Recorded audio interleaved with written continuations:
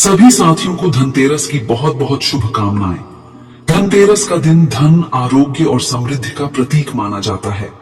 यह दिन कार्तिक मास की कृष्ण त्रयोदशी को मनाया जाता है और इसी दिन भगवान धन्वंतरी, जो भगवान विष्णु के अवतार हैं, समुद्र मंथन से अमृत कलश लेकर प्रकट हुए थे। इसलिए इसे धनतेरस कहा जाता है। इस दिन लोग भगवान धन्वंतरी और माता लक्ष्मी की पूजा करते हैं ताकि माता लक्ष्मी धन की देवी होने के कारण व्यक्ति के जीवन में दरिद्रता, अभाव और कष्ट दूर होते हैं। उनकी कृपा से घर परिवार में आपसी प्रेम, एकता और सद्भावना बनी रहती है। प्रिय साथियों, कथा को अंत तक अवश्य सुने। धनतेरस के अवसर पर मां लक्ष्मी की कृपा प्राप्त करने के लिए कमेंट में जय मां लक्ष्मी अवश्य लिखें। अब प्रारंभ करते हैं धनतेरस की यह दिव्य कथा। बहुत समय पहले की बात है। भारत की पवित्र भूमि में बसे एक छोटे से गांव था जिसका नाम लोग खुशीपुर कहते थे। शायद इसलिए कि वहां के लोग प्रकृति के करीब साधारण जीवन जीते हुए भी खुशियां ढूंढ लेते थे। परंतु हर कथा में एक मोड़ आता है और खुशीपुर की ये कथा भी एक ऐसे मोड़ पर खड़ी थी जहां खुशियां मानो कोसों दूर भाग गई थीं। खुशीपुर में एक सीधा साधा मेहनती किसान रहता था जिसका नाम था माधव। माधव का जीवन उसके खेतों की तरह हरा भरा और उसकी आत्मा गंगाजल की तरह निर्मल थी। उसके पास एक छोटी सी जमीन थी, एक प्यारा सा घर था और एक हंसमुख परिवार था। पत्नी और उनकी आंखों का तारा, उनकी एकमात्र बेटी राधा। राधा नाम के अनुरूप ही सांवली सलोनी, मृदुभाषी और इतनी प्यारी थी कि उसे देखकर लगता था मानो साक्षात देवी धरती पर उतर आई हो। उसकी हंसी मिश्री की डली जैसी थी और उसकी आंखें ऐसी कि उनमें जैसे ब्रह्मांड की सारी पवित्रता समाई हुई हो। माधव और उसकी पत्नी ने राधा को बड़े लाड़ प्यार से पाला था। जब वह छोटी थी, वह अपने नन्हे नन्हे कदमों से घर आंगन में घूमती। उसकी पायल की छन छन से घर में रौनक रहती। उसकी माँ उसे गोद में बिठाकर रामचरितमानस की चौपाइयां सुनाती और राधा ध्यान से सुनती, मानो हर शब्द उसके नन्हे हृदय में उतरता जा रहा हो। माधव दिन भर खेतों में खूब पसीना बहाता और जब शाम को थका हारा घर लौटता तो राधा द्वार कर उसके पास आती, उसके माथे से पसीना पोंछती और अपने छोटे छोटे हाथों से उसके पैर दबाती। उस वक्त माधव दुनिया के सारे कष्ट भूल जाता था। उसे लगता था उसकी राधा ही उसकी लक्ष्मी है, उसकी सरस्वती है और उसकी दुर्गा भी। परंतु नियति को कुछ और ही मंजूर था। एक दिन राधा की माँ, जो घर की लक्ष्मी और माधव के जीवन का आधार थी, अचानक बीमार पड़ गईं। वैद्य आए, गांव के बड़े बुजुर्गों ने जड़ी बूटियां दी, पर कोई लाभ न हुआ। एक रात राधा की माँ ने माधव का हाथ पकड़ा, राधा को प्यार से देखा और एक गहरी सांस लेकर हमेशा के लिए शांत हो गई। माधव और नन्ही राधा पर दुखों का पहाड़ टूट पड़ा। घर में माँ की अनुपस्थिति से ऐसी उदासी छा गई थी कि मानो रंगीन फूलों का बगीचा अचानक सूख गया हो। राधा, जो अभी इतनी छोटी थी, अपनी माँ के जाने का अर्थ पूरी तरह नहीं समझ पाती थी, पर उसे पता था कि अब उसकी माँ कभी नहीं लौटेंगी। रो रो कर उसकी आंखें सूज जाती थीं, पर माधव उसे देखता तो अपने आंसुओं को अंदर ही समेट लेता। उसने वादा किया था अपनी पत्नी से कि राधा को कभी किसी चीज की कमी नहीं होने देगा, और अब वह अकेला ही राधा का माँ और बाप दोनों बन गया था। समय बीता। माधव ने अपनी सारी शक्ति राधा को पालने में लगा दी। वह दिन रात एक करके खेतों में काम करता ताकि राधा को अच्छे पकवान खिला सके, उसे नई चुनरी दिला सके। राधा अब थोड़ी बड़ी हो गई थी और उसमें अपनी माँ की ममता और अपनी उम्र से कहीं अधिक समझदारी आ गई थी। वह अपने पिता की थकान भांप लेती और रात को जब चांदनी खेत और घर पर एक सा प्रकाश बिखेरती तो वह माधव के पास बैठकर अपनी मीठी आवाज में भजन गाती या अपनी कहानियां सुनाती। माधव को लगता था उसकी बेटी ही उसका जीवन है, उसका संसार है। परंतु एक बार फिर दुख ने उनके घर का दरवाजा खटखटाया। राधा, जिसका बचपन कभी फूलों सा खिला रहता था, अचानक बीमार पड़ गई। पहले हल्का बुखार, फिर खांसी और धीरे धीरे उसकी सांस फूलने लगी। उसकी आंखों की चमक फीकी पड़ने लगी और उसके गालों की लाली कहीं खो गई। माधव का कलेजा मुंह को आ गया। उसने जल्दी से गांव के वैद्य को बुलाया। वैद्य ने बहुत जड़ी बूटियां दी, पर कोई असर नहीं हुआ। राधा की तबीयत बिगड़ती जा रही थी और उसकी पतली सी काया और कमजोर होती जा रही थी। माधव ने हार नहीं मानी। उसने सोचा, मेरी बेटी को कुछ नहीं होगा, मैं उसे बचाऊंगा। वह गांव के सबसे बड़े साहूकार के पास गया और अपनी थोड़ी सी जमीन गिरवी रख दी, पैसे लिए और राधा को लेकर शहर के बड़े अस्पताल गया। शहर में इलाज महंगा था। डॉक्टरों ने कई टेस्ट करवाए, कई दवाइयां दी। माधव ने अपनी सारी जमा पूंजी लगा दी, फिर अपनी पत्नी के गहने बेचे, अपनी गाय भैंसे बेची, अपने खेत के छोटे छोटे हिस्से भी बेच दिए। धीरे धीरे माधव का घर, जो कभी अन्न धन से भरा रहता था, अब खाली होता जा रहा था। उसके खेतों में पहले जैसी हरियाली नहीं रही थी और उसके बैल भी बिक चुके थे। माधव अब बिल्कुल गरीब हो चुका था। उसके पास अब कुछ नहीं बचा था सिवाय अपनी राधा के, और उसी राधा की सांसें धीरे धीरे उसका साथ छोड़ती जा रही थी। वह दिन रात ईश्वर से प्रार्थना करता, हे प्रभु, मेरी राधा को बचा लो, मेरा सब कुछ ले लो, पर मेरी बेटी को मत छीन लो। वह तो मेरी जीवन रेखा है। उसकी आंखों में हर पल आंसू भरे रहते, पर राधा के सामने वह मुस्कुराने की कोशिश करता। एक दिन राधा बिस्तर पर लेटी थी। उसकी सांसें बहुत तेजी से चल रही थी। माधव उसके पास बैठा, उसका हाथ अपने हाथों में लिए सहला रहा था। राधा ने धीरे से अपनी आंखें खोली और एक कमजोर सी मुस्कान के साथ कहा, बाबा। उसकी आवाज इतनी धीमी थी कि माधव को झुककर सुनना पड़ा। हाँ मेरी बच्ची, क्या हुआ? माधव ने उसके माथे पर प्यार से हाथ फेरा। बाबा, दिवाली आने वाली है ना? राधा ने मुश्किल से पूछा। माधव का दिल सीने में धंस गया। हाँ, दिवाली आने वाली थी और धनतेरस भी। गांव में लोग अपने घरों को सजा रहे थे। बाजार में मिठाइयों और दीपों की सुगंध फैल रही थी, पर उनके घर में तो अब एक दिया जलाने के भी पैसे नहीं थे। हाँ बेटी, आने वाली है बाबा, राधा ने फिर से कहा। उसकी आवाज में एक अजीब सी चमक थी। इस बार धनतेरस पर कुछ न कुछ अवश्य खरीदना, ताकि हमारे घर में लक्ष्मी आए। उसकी आंखें, जो अक्सर पीड़ा से भरी रहती थीं, इस बात पर चमक उठी थीं। अगर लक्ष्मी आएगी तो मेरी बीमारी भी चली जाएगी और आप भी खुश रहेंगे ना? माधव निःशब्द रह गया। उसकी आंखों में अचानक आंसू भर आए। उसकी बेटी, जो खुद मौत की दहलीज पर खड़ी थी, अपने पिता की खुशियों की चिंता कर रही थी और घर में लक्ष्मी लाने की बात कर रही थी। लक्ष्मी! उनके घर में तो अब एक दाना भी नहीं बचा था। वह अपनी बेटी को कैसे बताए कि उसके पास अब एक कौड़ी भी नहीं है? उसका हृदय पीड़ा से चीत्कार कर उठा। हाँ बेटी, जरूर जरूर लाऊंगा, उसने किसी तरह अपने आंसुओं को रोककर कहा, पर उसकी आवाज थरथरा रही थी। धनतेरस का दिन आ गया।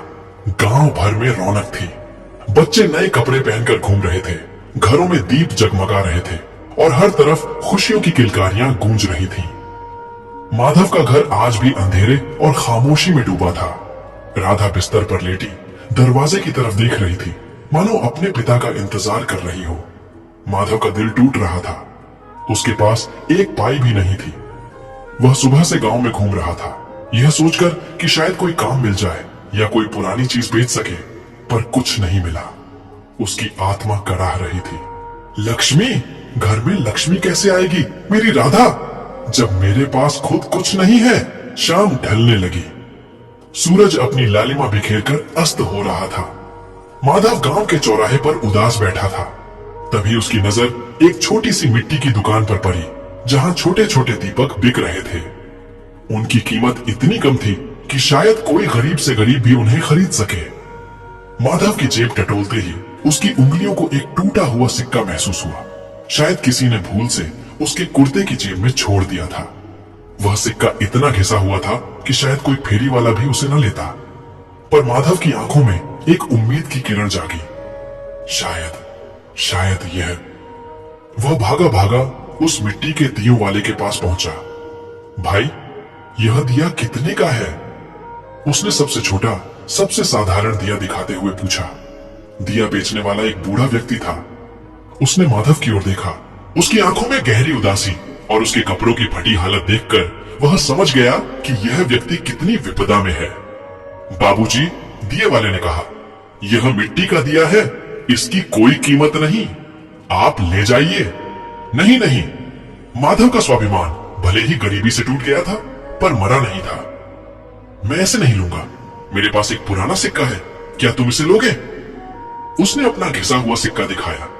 बूढ़े ने सिक्का देखा, मुस्कुराया और कहा, ठीक है बाबूजी, आप इसे लीजिए। माँ, लक्ष्मी आपका भला करे। उसकी आंखों में माधव के लिए करुणा थी। माधव ने उस छोटे से दिए को ऐसे पकड़ा जैसे वह कोई अमूल्य रत्न हो। उसका दिल एक अजीब सी खुशी और दर्द से भर गया था। वह भागा भागा घर पहुंचा। उसके घर में अंधेरा था, केवल राधा के बिस्तर के पास एक छोटी सी खिड़की से आती हल्की चांदनी ही थी। राधा ने जैसे ही दरवाजे पर माधव के कदमों की आहट सुनी, उसकी आंखें चमक उठी। बाबा आ गए, वह मुस्कुराई। उसकी कमजोर आवाज में भी उत्साह था। माधव राधा के पास आया। उसके चेहरे पर एक नकली मुस्कान लाने की कोशिश करते हुए बोला, हाँ मेरी बेटी, मैं आ गया। उसने अपनी मुट्ठी खोली जिसमें वह छोटा सा मिट्टी का दिया था। देखो राधा, तुम्हारे लिए धनतेरस का तोहफा। राधा की आंखें दिए को देखकर बड़ी हो गईं। उसने अपने कांपते हाथों से उस दिए को लिया। वह साधारण मिट्टी का दिया था जिसमें कोई चमक नहीं थी, कोई सजावट नहीं थी, पर राधा के लिए वह पूरे संसार का सबसे सुंदर दिया था। उसने उसे पलटा, उसे महसूस किया और फिर एक गहरी सांस ली। बाबा, डहनु उसने कहा। उसकी आवाज में एक अजीब सी शांति थी। यह तो बहुत सुंदर है। अब हमारे घर में भी लक्ष्मी आएगी ना? माधव का गला रूंध गया। वह कुछ कह पाता उससे पहले राधा ने कहा, बाबा, क्या आप इसमें एक दिया जला सकते हैं?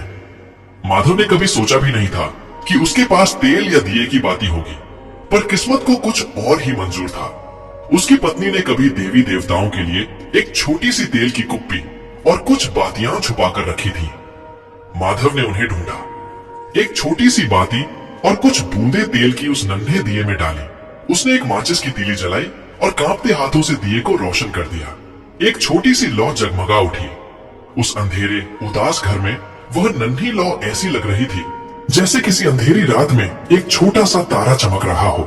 राधा की आंखों में वह लौ प्रतिबिंबित हुई और उसके चेहरे पर एक अद्भुत शांति और खुशी छा गई। उसने दिए को अपने पास, अपने तकिए के पास रखा। अब मेरे घर में भी रोशनी है, राधा ने मुस्कुराते हुए कहा। उसकी मुस्कान इतनी पवित्र और निश्चल थी कि माधव की आत्मा तक को छू गई। लक्ष्मी आ गई ना बाबा? हाँ मेरी बच्ची, माधव ने रोते हुए कहा। लक्ष्मी आ गई, मेरी राधा ही मेरी लक्ष्मी है। राधा ने दिए की लौ को निहारा। उसका चेहरा उस नन्ही सी रोशनी में दमक रहा था। उसकी आंखें धीरे धीरे बंद होने लगीं। उसकी सांसें और धीमी हो गईं और एक अंतिम गहरी सांस लेकर राधा ने हमेशा के लिए अपनी आंखें मूंद लीं। दीपक धीरे धीरे जलता रहा। उसकी लौ कांपती रही। राधा का कोमल शरीर वहीं शांत पड़ा था। उसके चेहरे पर वही अलौकिक मुस्कान थी जैसे उसने अपने जीवन का सबसे बड़ा सुख पा लिया हो। माधव का दिल चीख उठा। वह जानता था कि यह दिन आएगा, पर वह इस पल के लिए कभी तैयार नहीं था। उसकी राधा, उसकी प्यारी राधा उसे छोड़कर चली गई थी। वह उस छोटे से दिए की लौ को देखता रहा जो धीरे धीरे कम होती जा रही थी, मानो राधा की जीवन ज्योति उसी के साथ विदा ले रही हो। और अंततः वह दीपक जलते जलते शांत हो गया। माधव उस रात अपनी बेटी के पास बैठा रहा। पूरी रात उसने राधा के सिरहाने पर बैठकर बिताई, अपने आंसुओं में लिपटा हुआ। उसके जीवन का सब कुछ चला गया था।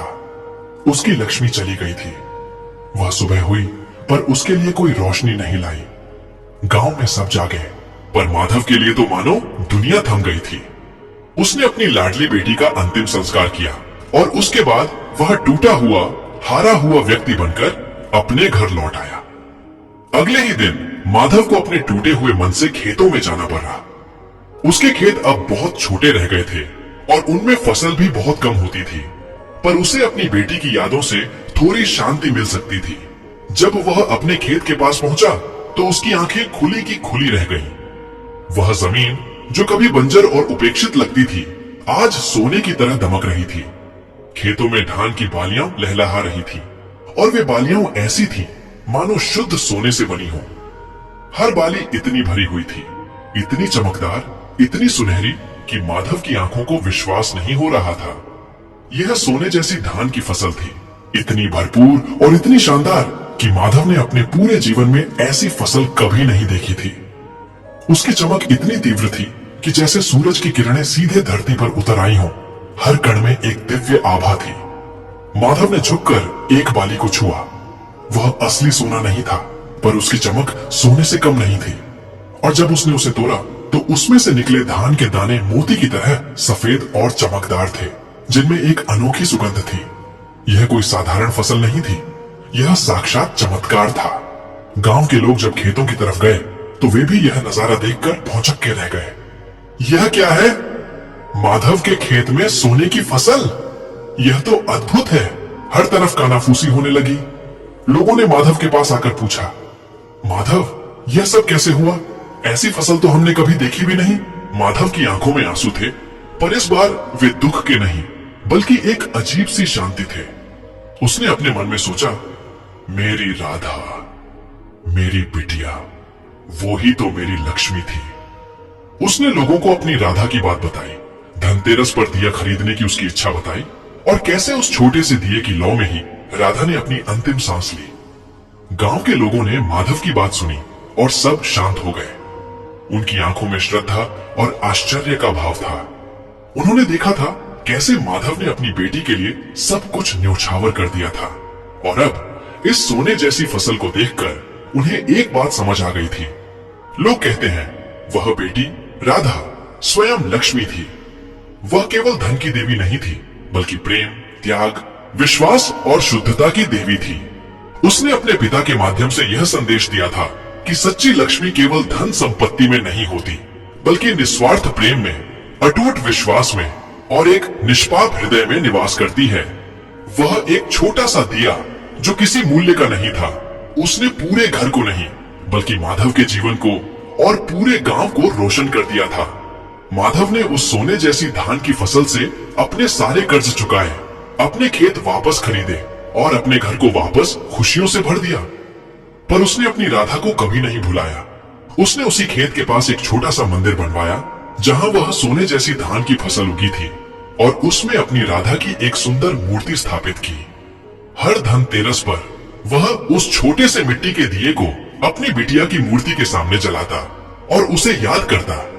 माधव ने लोगों को बताया कि लक्ष्मी केवल पैसे वाली नहीं होती, लक्ष्मी होती है संतोष में, त्याग में और प्रेम में। उसकी बेटी ने उसे यह सिखाया था। उस दिन से खुशीपुर गांव में लोग धनतेरस पर केवल धन की पूजा नहीं करते थे, बल्कि अपने घरों में एक छोटा सा मिट्टी का दिया जलाते थे और अपने बच्चों को प्यार से देखते थे, क्योंकि उन्हें पता था कि असली लक्ष्मी घरों में नहीं, बल्कि पवित्र हृदयों में वास करती है, और वह किसी भी रूप में प्रकट हो सकती है, यहाँ तक कि एक नन्ही सी बीमार बेटी के रूप में भी, जो अपने पिता के लिए जीवन का सबसे बड़ा पाठ सिखा जाती है। यह कथा केवल धन की नहीं थी, यह बलिदान की थी। यह गरीबी की नहीं थी, यह विश्वास की थी। यह अंधेरे की नहीं थी, यह उस नन्ही सी लौ की थी जिसने पूरे जीवन को प्रकाशित कर दिया था। प्रिय साथियों, इस वीडियो में धनतेरस की पावन व्रत कथा यहीं पर समापन होती है। हम कामना करते हैं कि मां लक्ष्मी की कृपा आप सभी पर बनी रहे, आपके जीवन में सदैव सुख, शांति, समृद्धि और सकारात्मक ऊर्जा का संचार होती रहे। यह विशेष दिन न केवल भक्ति भाव से भर देती है, बल्कि हमारे जीवन में एकता, प्रेम और आस्था का संदेश भी लेकर आता है। माता लक्ष्मी की कथा को सुनने के लिए हृदय से धन्यवाद। कृपया अपने विचार और अनुभव कमेंट्स में अवश्य साझा करें और जय मां लक्ष्मी लिखना न भूलें। आपके द्वारा किए गए कमेंट्स न केवल आपको प्रेरित करेंगे, बल्कि अन्य दर्शकों के लिए भी भक्ति और श्रद्धा का स्रोत बनेंगे। जय मां लक्ष्मी जगत जननी, भगवान धन्वंतरी की जय।